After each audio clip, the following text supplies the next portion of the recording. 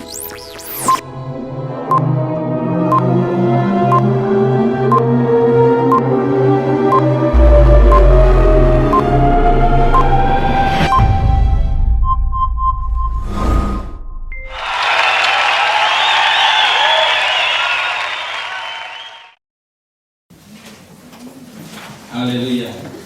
Saya bersyukur sekali kalau kita tiba sampai pada ruangan yang baru, gedung yang baru ini. Bagian depan aja baru setengah ya. Semua karena Tuhan. Amin.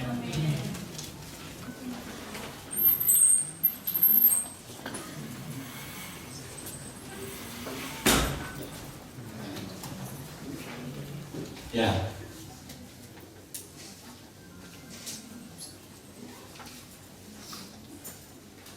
Firman Tuhan pada pagi ini kita akan berbicara mengenai membangun bait kerajaan sorga. Tolong ditampilkan.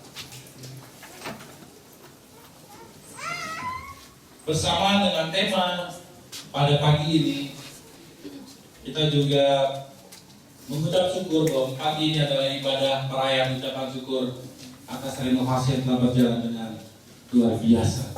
Bukan biasa, dengan luar biasa. Amin. Tuhan turut campur tangan bagi gereja. Sebelum kita memulai dan mengetahui rahasia membangun bait kerajaan sorga, saya boleh tanya terlebih dahulu kepada kita semua, amin. Apakah kita sepakat bahwa gereja ini adalah baitnya Tuhan? Amin. Apakah kita percaya bahwa gereja atau gedung ini adalah bait kerajaannya? Amin. Apakah kalau begitu, apakah fungsi dari bait kerajaan sorga? Apakah fungsi dari gereja yang sebenarnya? Warga kerajaan sorga? Yes. Wanita kerajaan? Wow. Pria kerajaan? Yes. And warrior? Siap. Gereja ini adalah bait kerajaannya. Tempat warga-warga kerajaan sorga dilatih dan dibentuk, amin, menjadi orang-orang kerajaan yang memiliki kemampuan sorga di bumi. Gereja Tuhan atau bait kerajaan Tuhan fungsinya seperti itu. Banyak orang-orang Kristen, banyak para pengikut-pengikut Yesus yang datang ke gereja bukan seperti itu mendapatkan fungsinya. Gereja Tuhan yang menjadi pusat pelatihan pembentukan warga kerajaan sorga.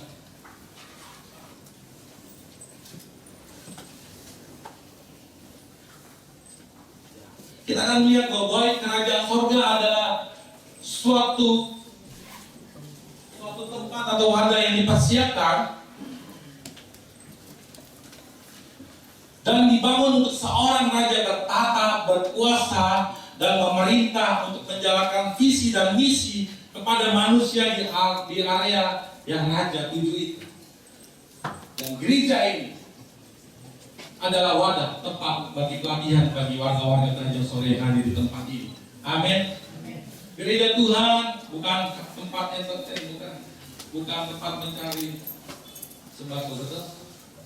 Bukan untuk mencari bisnis atau yang lainnya. Tapi gereja Tuhan di mana kita dibentuk, kita diselamatkan, diangkat dari dosa menjadi selamat, lalu kita dilatih menjadi memiliki kemampuan kerajaan sorga. Cara berpikir, cara berkata-kata, dan cara berperilaku. Ini yang Tuhan mau sampaikan sama kita.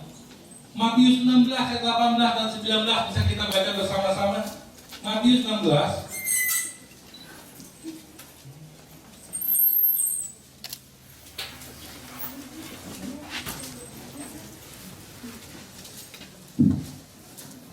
Ini ayat dasar kita mengenai gereja.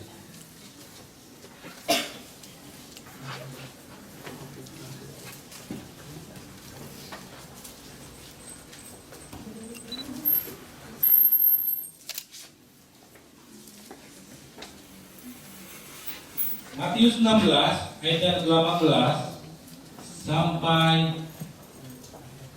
19. Kita akan baca bersama-sama 1, 2, 3.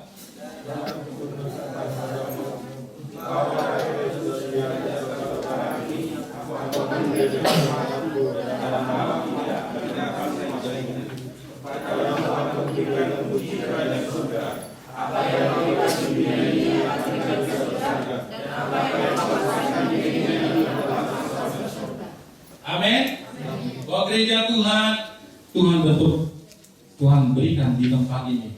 Untuk apa? Untuk manusia legalnya sorga. Gereja Tuhan di tempat ini untuk supaya kita melatih cara berpikir, untuk kita masuk ke dimensi supranatural. Apa yang tidak pernah kita pikirkan, apa yang tidak pernah kita bayangkan, itu yang Tuhan sediakan buat kita.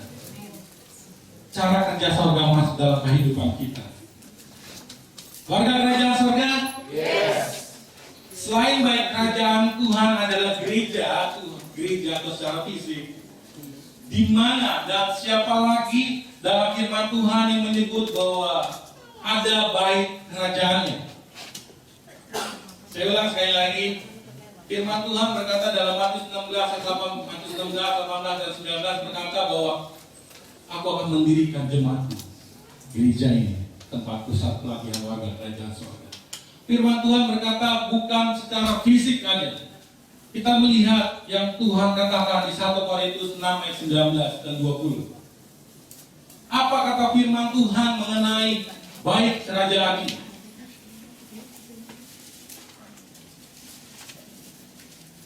Kita akan baca bersama-sama Matius 6 ayat 19, sudah ada di depan. 1, 2, 3.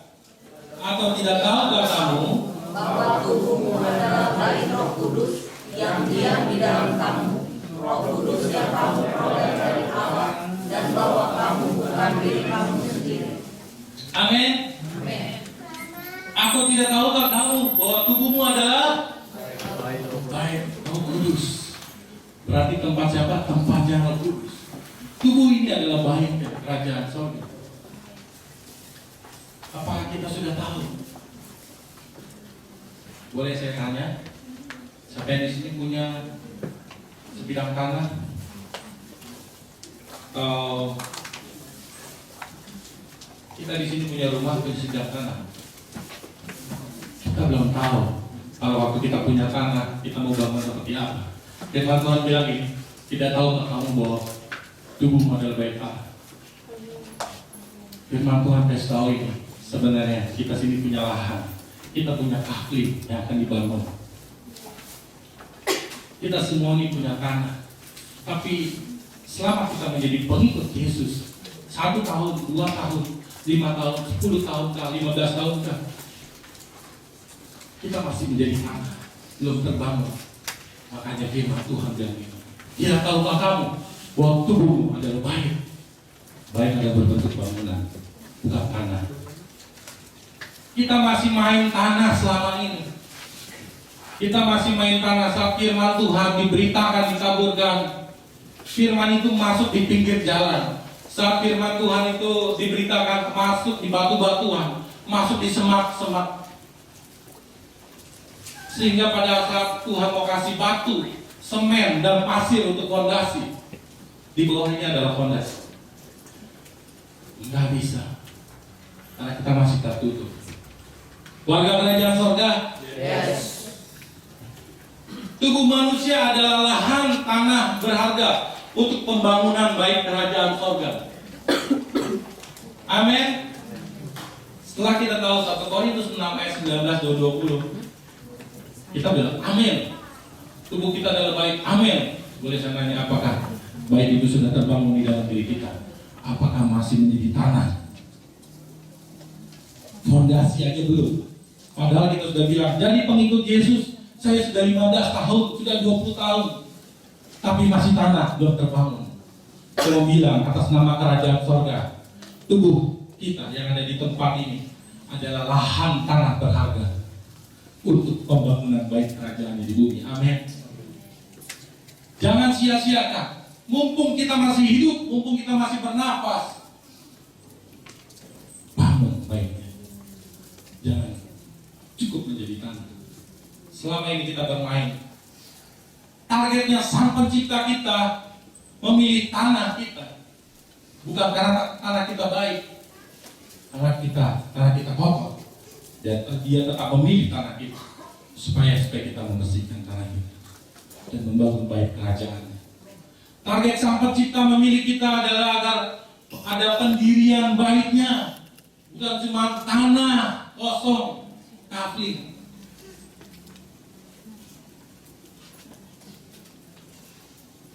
Warga kerajaan sorga, Yes. kalau kita ada di tempat ini, khususnya jemaah di tempat ini ya, di sini belum dibangun nih, kita di tanah. Alat musik sana. Kalau hujan kita kena hujan. Kalau panas kita kepanasan. Kalau tidak ada bangunan. Targetnya sang pencipta, targetnya sang raja ada di tempat ini supaya tanah ini dibangun. Di dalam diri kita dibangun, bukan cuma sekedar tanah. Ada pendirian bait kerajaan, bukan saja kita buat menjadi tanah kosong yang tidak ada bangunan. Biasanya kalau tanah yang kosong dan tidak dibangun, akan muncul namanya semak-semak duri, akan muncul debu-debu batu-batuan, akan digarap oleh pemerintah yang ada di udara, akan digarap tanah kita sama penghulu-penghulu di udara, pemerintahan itu, iblis, sehingga tanah kita susah untuk menaruh fondasi.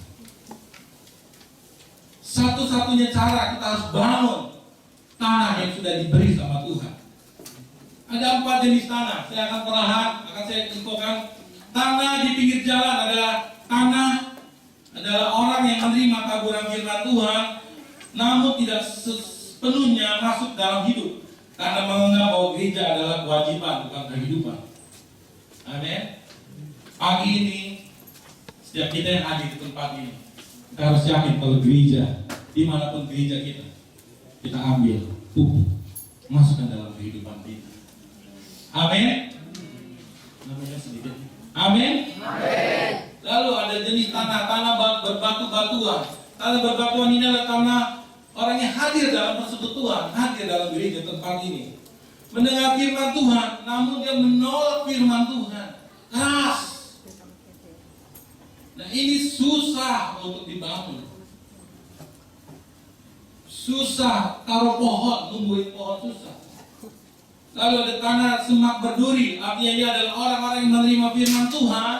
Dia datang ke gereja juga datang, namun juga tetap memberikan celah bagi dosa. Boleh hadir minggu di gereja, tapi malah melakukan dosa. Dan ada tanah yang subur, tanah yang siap dibangun. Saat benih masuk, pohon tumbuh, siap untuk pasang fondasi. Saya mau bertanya sekali lagi sama warga kerajaan sorga tempat ini. Kita tahu bahwa tubuh kita bagi Tuhan, amin. Kita tahu, amin. Kenapa kita harus membiarkan tubuh kita menjadi kafir tanah, tidak dibangun dengan baik kerajaan? Sedangkan 1 Korintus 6 ayat 19 bilang, tidak tahukah bahwa tubuhmu baiknya Tuhan. Tuhan gak bilang, tidak tahukah bahwa tubuhmu tanah kafir. Baiknya Tuhan harus dibangun.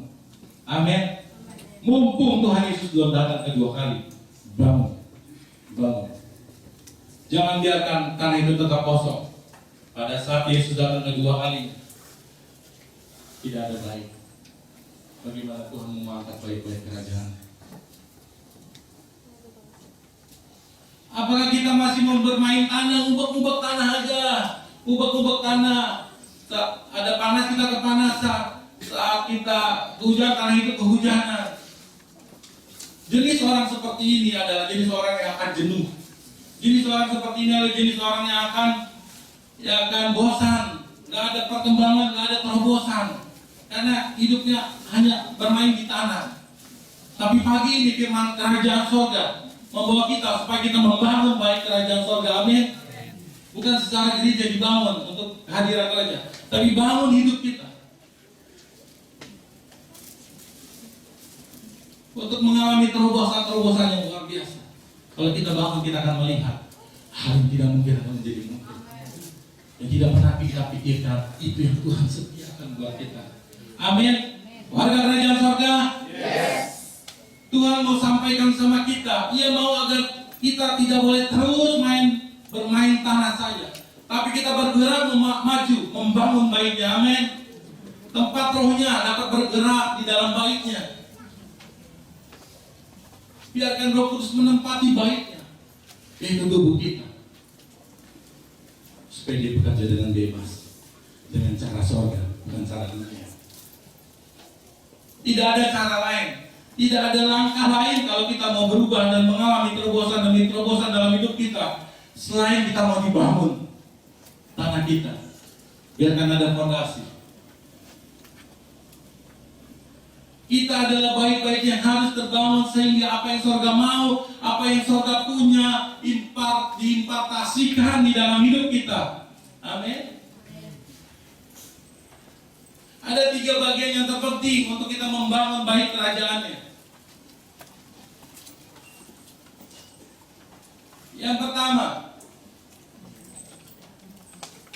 nah ini tahu ini adalah apa?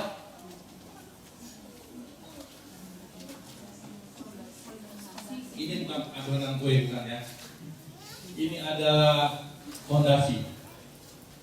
Ada 3 bagian utama dalam membangun baik kerajaannya. Ini harus kita miliki. Yang pertama, dirikan fondasi yang kuat. Dirikan fondasi yang kuat. Fondasi bangunan fungsinya buat apa, bapak-bapak yang tahu? Kenapa harus dipasang ini? Ini apa ya? Batu apa nih? Ini batu kali, campurannya apa? Pasir kan? Biasanya pasir lebih banyak apa gimana nih? Sini ada tukang. Supaya apa? Ada satu tukang kita sini sudah bergabung. Selamat bergabung Mas Wandi. Tidak ada yang kebetulan, Tuhan punya rencana yang besar. Belum lama baru terima Yesus. Amin. Ya, fondasi ini fungsinya adalah menyanggah dinding, betul? Dasar dari segala sesuatu dalam sebuah bangunan atau istana adalah fondasi. Tanpa fondasi tidak akan mungkin bangunan berdiri, dinding terbangun. Saat lagi ada air, kalau ada fondasi, hancurlah semua. Harus ada fondasi. Fondasi adalah bagian yang sangat terpenting dalam mendirikan bangunan. Tanpa fondasi, bangunan tidak mungkin dapat berdiri kokoh dan kuat di tengah angin, air, hujan, panas. Fondasi adalah dasar dari membangun baik kerajaannya. Amin. Fondasi adalah dasar kita membangun gereja Tuhan secara fisik dan secara roh. Gereja ini terbangun dari fondasi batu. Gereja tempat ini sekelilingnya ada fondasi. Dan di tengah-tengah ini ada fondasi. Ada besinya juga. Betul ya Mas Wati? Ada besinya juga di sini. Supaya tidak lari. Di dalam tubuh kita ada sebuah cara yang akan membuat munculnya fondasi-fondasi itu. Mau tahu?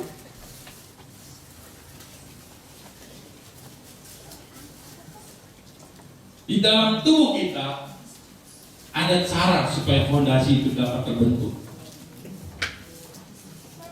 Ibrani 11 ayat 1. Ini adalah cara, satu-satunya cara untuk fondasi itu ada. Nggak ada cara lain. Iman adalah fondasi untuk mendirikan bangunan baik kerajaannya. Satu orang bacakan buat kita semua Ibrani 11 ayat 1, silakan. Dengan suara keras. Ibrani 11 ayat 1, demikian firman Tuhan. Iman adalah dasar dari segala sesuatu yang kita harapkan dan bukti dari segala sesuatu yang tidak kita lihat. Ya, iman adalah nama dari sebuah fondasi bangunan baik kerajaannya di dalam tubuh kita. Namanya apa? Iman. Tadi firman Tuhan bilang di Ibrani 11 ayat 1, iman adalah dasar dari segala sesuatu yang kita harapkan dan bukti. Itu adalah fondasi. Bagaimana kita menemukan iman di dalam diri kita? Bagaimana agar fondasi iman itu muncul berdiri di dalam tanah, di dalam tubuh kita? Karena yang pertama tadi saya katakan bahwa di dalam diri kita cuma ada tanah kafling. Bagaimana supaya muncul namanya batu, semen, dan pasir? Tak mungkin ya, dalam tubuh kita muncul. Tapi di dalam roh ada kekuatan yang membuat fondasi itu ada.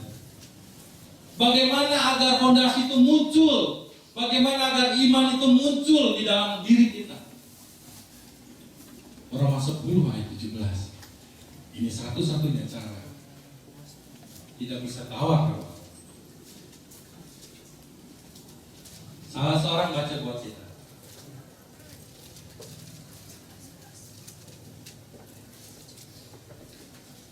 Roma 10 ayat yang ke-17 demikian firman Tuhan.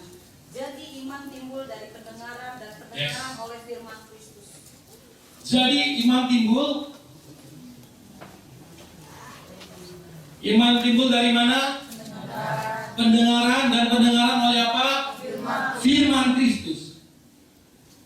Firman Kristus. Dan saat ini fondasi itu ada saat kita mendengar firman Tuhan. Amin. Fondasi sama dengan iman. Dan iman sama dengan berarti apa? Firman Tuhan. Iman dapat muncul di dalam diri kita, atau fondasi dapat muncul di dalam diri kita hanya dikarenakan adanya firman Tuhan yang masuk ke dalam diri kita. Amin. Perlahan-lahan.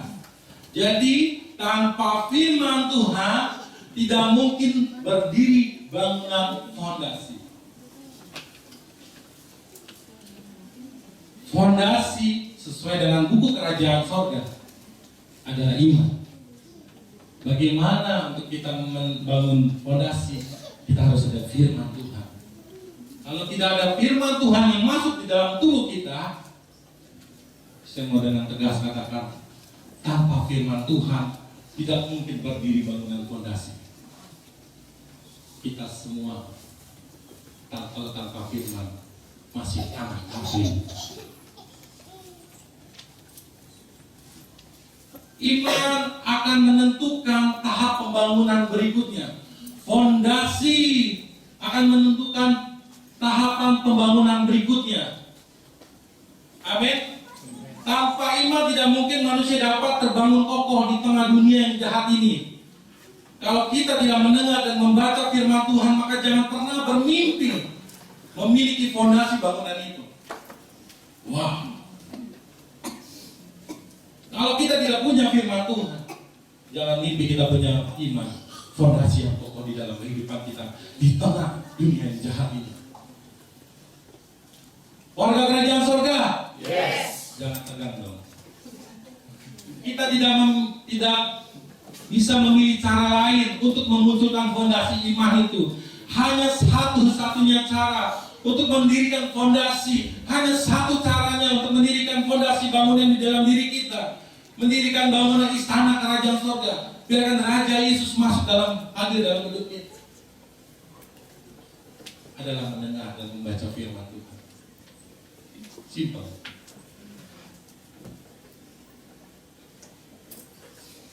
Simpel. Warrior, siap. Wanita kerajaan. Wow. Pria kerajaan. Yes. Warga kerajaan sorga. Yes. Lupa nih, saya tambahin tangannya diangkat nih. Warga kerajaan sorga. Yes. Kita adalah orang-orang yang harus membangun baik kerajaan sorga. Mulailah dengan fondasi. Amin. Jangan buru-buru. Tuhan, saya mau tolong melengkapi di dalam ini dengan TV, dengan kulkas, dengan aksesoris ini, tangga yang bagus, nggak bisa kalau belum dari fondasi. Jangan minta berkat yang banyak kalau kita belum punya fondasi. Gereja Tuhan adalah tempat pelatihan, memindahkan manusia daging kepada manusia roh. Jangan heran kalau di gereja ada yang disinggung oleh firman Tuhan, sampai ruang singgungnya habis kalau perlu. Amin. Sampai ruang singgungnya habis dan kita masuk kepada hidup dalam roh. Karena orang hidup dalam daging tidak akan pernah layak masuk dalam kerajaan sorga. Galatia 5 ayat 16 sampai 18 berkata demikian. Tapi orang-orang hidup dalam roh yang akan masuk dalam kerajaan sorga. Pada saat Raja Yesus datang kedua kali, jangan dijemput. Amin. Adakah firman di dalam hidupmu? Berapa kali dalam sehari kita membaca firman Tuhan? Berapa kali dalam sehari kita mendengar firman Tuhan? Tidak tahukah bahwa firman Tuhan sebenarnya sangat penting ada dalam setiap aktivitas kita? Sangat penting. Firman Tuhan bukan ada di dalam gereja, tapi firman Tuhan yang sebenarnya sangat penting di tengah aktivitas kita di luar sana. Amin. Bukan hanya berada di dalam rumah, tutup Alkitab, buka Alkitab, tutup Alkitab, keluar. Dada firman Tuhan. Fungsi firman Tuhan sebenarnya ada di luar gereja. Karena itu saya mau tanya, berapa kali dalam sehari kita membaca? Berapa kali dalam sehari kita mendengar firman Tuhan? Tidak tahukah bahwa firman Tuhan sebenarnya sangat dibutuhkan di tengah dunia yang jahat ini, di tengah dunia yang parah ini. Saya bilang parah. Kriminal, persaingan dagang, persaingan dagang barang, jasa, mencari duit, makan susah atau gampang. Coba bayangkan kalau kita tidak ada firman Tuhan menetap di dalam diri kita, apa jadinya? Ada amarah, berpikiran negatif, memukul, bunuh diri. Banyak hal yang terjadi. Kita perlukan firman Tuhan, amin. Kita sangat perlukan firman Tuhan. Buku kerajaan surga ini, biar menetap di dalam diri kita, biar menjadi fondasi. Saya ada satu video dikirim sama grup di Cina, dikasih Alkitab sampai dicium-cium. Ini bersih-bersih. Saya lupa masukin ke sini aja. Pas datang langsung dikeroyok, Alkitab dicium-cium di Cina. Tapi kita sampai berdebu-debu, tidak dibaca. Padahal ini akan membantu hidup kita di tengah dunia yang jahat ini. Nilai firman Tuhan, nilai kerajaan ini harus masuk dalam diri kita, amin. Biar kita menjadi orang-orang yang berbeda di tengah dunia. Harus memiliki fondasi. Biar fondasi ini menetap di dalam diri kita, amin. Dunia ini semakin kejam. Kita perlu firman Tuhan. Kita perlu fondasi. Yang terpenting bukan saat Anda berada di dalam gereja yang tadi saya katakan, bukan saat Anda berada di dalam persekutuan, tapi yang terpenting adalah di mana kita di luar gereja ini dan hidup berdasarkan firman Tuhan yang sudah kita dapat. Amin.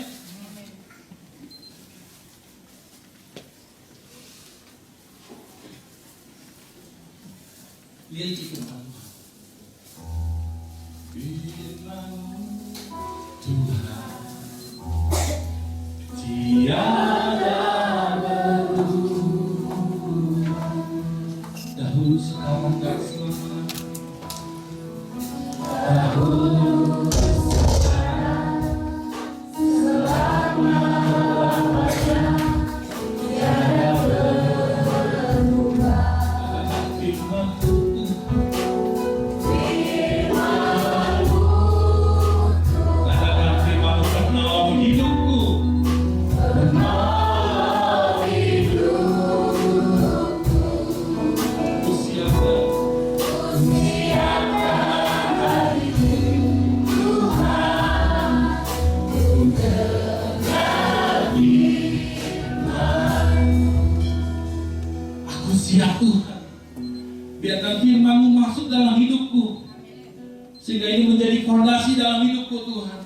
Di saat sana ada goncangan tantangan dalam keluarga, dalam bisnis kita, kalau kita punya firman Tuhan, firman Tuhan menjadi kekuatan dalam hidup kita. Bahkan hebatnya, firman Tuhan akan melahirkan mujizat. Firman Tuhan akan membuat yang tidak mungkin menjadi mungkin. Saat kita punya firman Tuhan, kita bisa berdoa buat orang sakit. Orang sakit akan sembuh. Masalah lari dari kita. Saat kita punya firman Tuhan, kekuatan kita adalah firman Tuhan. Firman Tuhan mempunyai dua fungsi. Fungsi yang pertama berarti apa? dalam Roma 10 ayat 17, fungsinya adalah memunculkan fondasi. Amin. Firman Tuhan memunculkan fondasi. Yang kedua, firman Tuhan fungsinya di Ibrani 4 ayat 12. Coba salah seorang bacakan buat kita. Firman Tuhan itu seperti apa? Seperti pedang yang seperti apa? Coba. Biar kita tahu betapa pentingnya firman Tuhan. Ibrani 4 ayat 12, silakan. Ibrani 4 ayat 12. Sebab firman Allah hidup dan kuat dan lebih tajam daripada pedang bermata dua manapun. Amin. Ia menusuk amat dalam sampai memisahkan jiwa dan roh, sendi-sendi dan sumsum. Ia sanggup membedakan pertimbangan dan pikiran hati kita.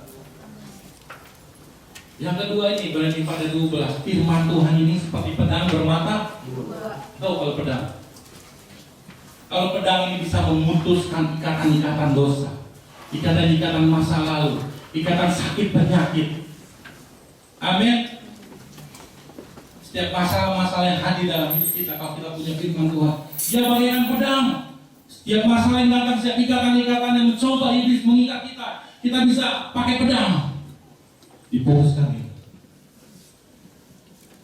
Yang pertama, bahwa firman Tuhan muncul di iman, fondasi. Yang kedua, dia fungsinya memutuskan setiap ikatan-ikatan dosa, ikatan-ikatan apa yang masalah, ikatan kutuk-kutuk keturunan diputuskan kalau kita punya firman Tuhan.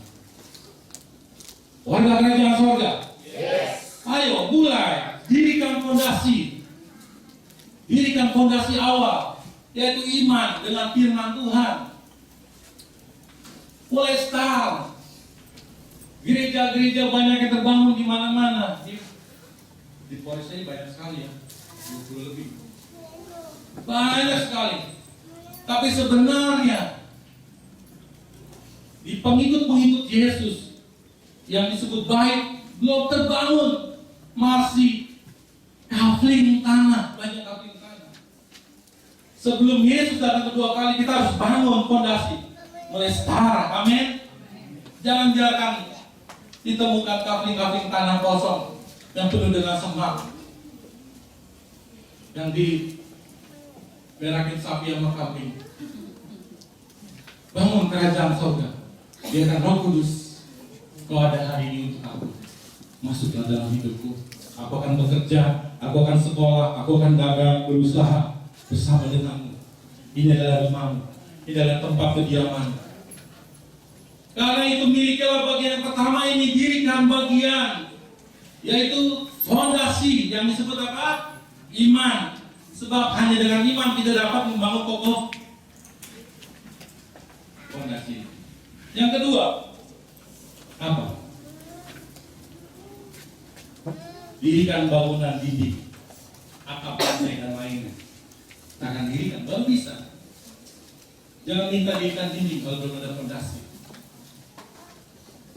2 Petrus 1 ayat 5-9. Kita akan lihat bersama-sama. Nah, yang pertama kita lihat di sini, kita fondasi sudah terbangun. Kita lihat kebenaran firman Tuhan. Iman adalah fondasi ya. Lalu kata firman Tuhan mengatakan apa?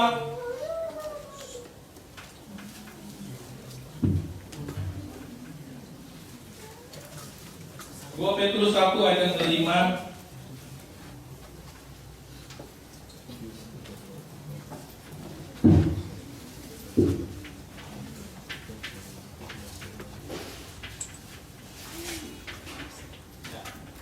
Kita baca bersama-sama. 1,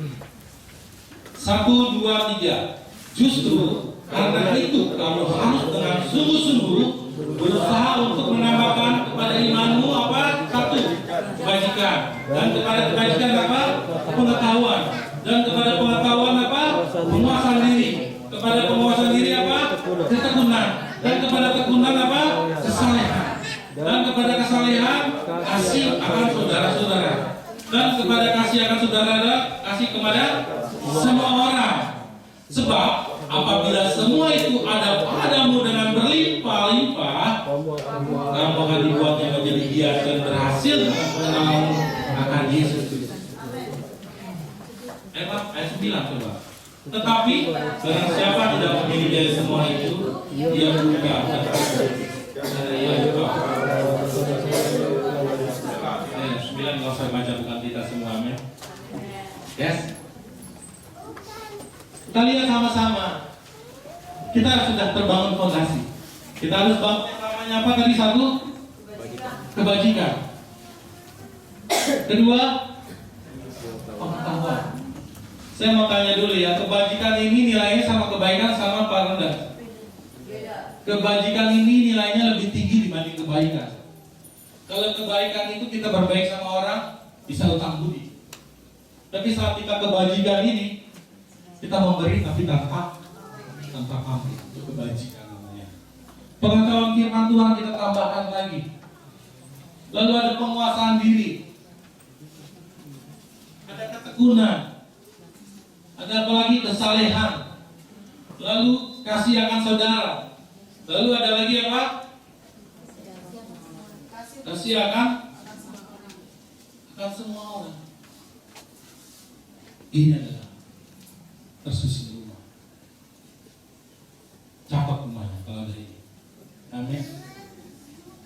Saat kita fokus, maka Tuhan Roh Kudus sendiri yang hadir dalam rumah kita, dalam diri kita. Nanti dia akan berikan yang ketiga. Kita baca dalam 2 Petrus 1 ayat yang ke-10 dan 11. Salah seorang bacakan buat kita semua. 2 Petrus 1 ayat 10 sampai 11. Demikian firman Tuhan. Karena itu saudara-saudaraku, berusahalah sungguh-sungguh supaya panggilan dan pilihanmu makin teguh. Amin. Sebab jikalau kamu melakukannya, kamu tidak akan pernah tersandung. Amin. Dengan demikian kepada kamu akan dikaruniakan hak penuh untuk memasuki kerajaan kekal, yaitu kerajaan Tuhan dan Juru Selamat kita Yesus Kristus. Amin. Orang-orang yang terus dia berusaha sungguh-sungguh dan berusaha selalu sungguh-sungguh, berusaha sungguh-sungguh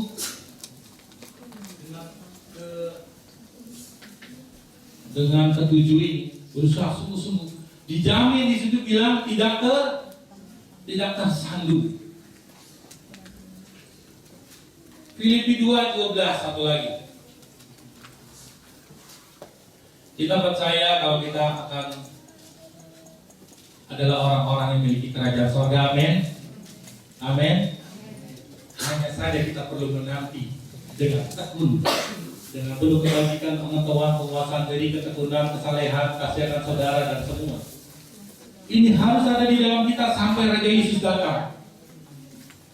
Kalau ini tidak ada, bangunan kita akan hanya fondasi, tapi bangunan dinding ini tidak ada. Kita harus pertahankan ini. Filipi 2:12 silakan baca.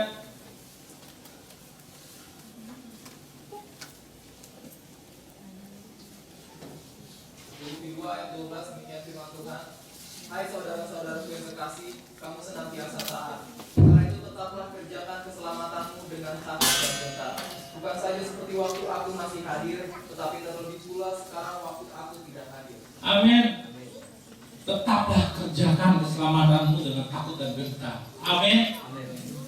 Pada suatu waktu saya yang paling kecil Emosa jalan ke mall ke Solania. Solania itu tidak boleh, harus bayar dulu ya. Anak saya duduk di meja gitu. Pak, makanan kita mana kalau lama amat? Dia bilang, Mosa, pasti makanan datang. Kan kita sudah bayar. Pasti datang. Akhirnya datang. Hore, datang. Ini juga dalam kehidupan kita sebagai warga kerajaan surga. Saya mau tanya, kalau kita percaya menerima Yesus, kita diselamatkan? Amin. Kita adalah orang-orang yang diselamatkan.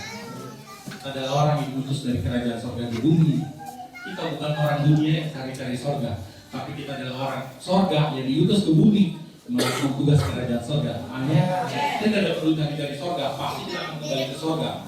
Hanya bedanya, kita harus tetap setia dengan ketujuh ini di tempat ini. Seperti anak saya menanti. Sabar Emo saya, pasti banget. Pasti. Seperti hamba Tuhan. Jemaat-jemaat datang gereja. Tidak ada masalah, jangan khawatir. tetap kuat, berdoa. Ada mujizat Tuhan, ada pertolongan Tuhan. Saya yakinin lagi seperti itu. Kita adalah orang-orang yang memiliki bimbing-bimbing ini, amin. Sampai Tuhan Yesus datang kedua kali. Warga kerajaan sorga, gereja ini bisa terbangun sampai tahap ini tahap yang beberapa kali? Itu kecil, ini pendek. Lalu di kumpulannya kamar mandi.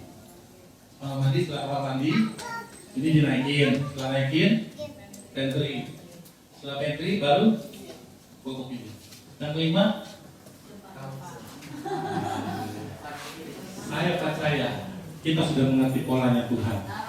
Bentar lagi akan bergerak polanya Tuhan. Siap-siap pacul harus terangkat dan berkati belakang. Amin. Nah, gereja ini bisa terbangun karena adanya kerja keras. Gereja ini bisa terbangun karena adanya waktu dan tenaga yang kita korbankan demi terbangunnya gereja Tuhan di tempat ini. Dikarenakan adanya juga uang. Kalau nggak ada uang nggak bisa, harus kita bayar. Dikarenakan adanya bahan material yang lebih banyak dibanding fondasi. Saya percaya kalau kita punya tanah kafling, kita bikin fondasi, biayanya sama bangunan ini gedean ini, bangunannya betul apa tidak ya? Apa saya salah ya? Buktinya aja kita sini punya budget, target kita 150 juta, ini udah tembus di atas 250, dan itu tercukupi. Amin. Caranya bagaimana? Tanya Tuhan. Saya juga pot-potan, tapi kita punya percaya Tuhan, agar Tuhan udah mas. Aku yang cukupi, kamu ini berdoa dan berdoa, dan aku siapkan titip berkat buat gereja, bagi jemaat. Nggak ada yang bilang lewat, ada yang ngasih berkat, saya diberkati titip. Itu semua Tuhan dititip dari kita, amin. Dan yang terpenting dikarenakan adanya lutut dan persetubuhan di gereja ini, maka gereja ini bisa terbangun. Tahap kedua ini adalah tahap memerlukan waktu, seluruh kemampuan dan seluruh yang ada pada kita. Tahap ini adalah tahap yang harus ada di dalam diri kita, amin. Kita harus bersakit-sakit dalam bersenang-senang kemudian. Yang nanti dia nyanyi, selamat datang Tuhan di tanah kafling kosong saya, kafling kosong tanah. Enggak seperti itu. Setelah kita kasih bangun fondasi ini. Tahap kedua ini adalah tahap di mana kita memerlukan waktu. Waktu pasang karpet ini, sini warga kerajaan sudah ngurus sampai jam 2 pagi. Luar biasa. Yang sebelah sana profesional, tangan profesional, tangan anak youth, bukan maklum ya. Tangan anak youth sama gembala, kayak gitu lah, pengatiran. Luar biasa. Tahap kedua ini membuat kita menemukan pola kerja Tuhan. Dan dalam hidup kita, Roh Kudus akan bersama dengan kita di tahap kedua ini. Roh Kudus akan bersama dengan kita. Tahap kedua ini membuat kita menemukan pola kerja Tuhan dalam hidup kita. Roh Kudus akan bersama dengan kita di tahap kedua ini. Karena tahap kedua ini memerlukan hubungan dengan Roh Kudus. Kita memerlukan apalagi Tuhan yang Kau mau sampaikan. Apalagi Tuhan, janji ya Tuhan. Ya saya melakukan ini, Tuhan turunkan berkat, turunin uang ya Tuhan. Di Mazmur 25 ayat 14 kita lakukan di tempat ini. Apa? Yang apa? Tuhan bergaul lagi dengan orang-orang yang takut sama Dia. Maka perjanjiannya diberitahu. Tuhan itu orangnya gaul, bergaul. Kalau kita bergaul sama Tuhan, Dia sangat bergaul. Dan efeknya perjanjian-perjanjian yang tidak mungkin akan menjadi mungkin, amin. Perjanjian-perjanjian tentang masalah kesembuhan, masalah ekonomi, masalah apalagi dan semuanya Tuhan akan berikan. Asal kita bergaul kali dengan Tuhan, kita akan menemukan pola-pola yang Tuhan terjadi dalam hidup kita. Yang ketiga apa? Kalau bangunan ini sudah terbangun semuanya, kita Kita persilakan Raja hadir dalam bangunan baiknya.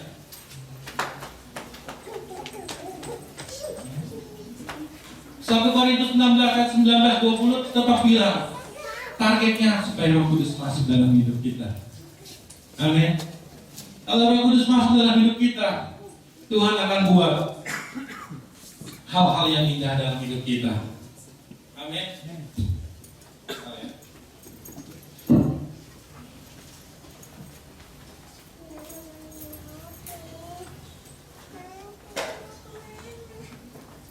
Tuhan akan buat hal-hal yang indah dalam hidup kita di dalam rumah ini. Apa aja yang Tuhan akan kasih? Tuhan akan namanya kasih mujizat. Tuhan akan yang namanya kasih daya. Apalagi berkat kerajaan sorga. Tuhan akan kasih banyak kemampuan sorga dikasih di dalam diri kita. Tuhan akan kasih namanya sukacita sorga. Tuhan akan kasih kekuatan sorga. Kuasa kerajaan sorga dan otoritas dan kemenangan demi kemenangan dia berikan sama kita. Amin. Runtuhkan baik kerajaan kita diri sendiri. Biarkan Roh Kudus yang bertata, karena Dia adalah Raja segala raja dalam hidup kita. Roh Kudus akan bekerja dengan bebas saat baiknya sudah terbangun. Saat ini bangun sebelahnya buat Roh Kudus, sebelah saya susah. Suam-suam kuku. Roh Kudus akan meng-show di baiknya di tubuh manusia saat baiknya siap ditempati. Amin. Kuasa dan kemampuan sorga, berkat sorga dan otoritas kerajaan sorga, kemenangan mujizat akan bermunculan di dalam hidup kita dikarenakan Roh Kudus sudah menempati bangunan baik kerajaan sorga. Amin. Karena itu saya berdoa buat jemaat di tempat ini, buat kita semua yang hadir di tempat ini. Mari bangun fondasi, bangun dinding-dinding, atap dengan ketekunan dan kesetiaan. Amin. Maka akan melihat hal-hal yang besar terjadi dalam kehidupan kita.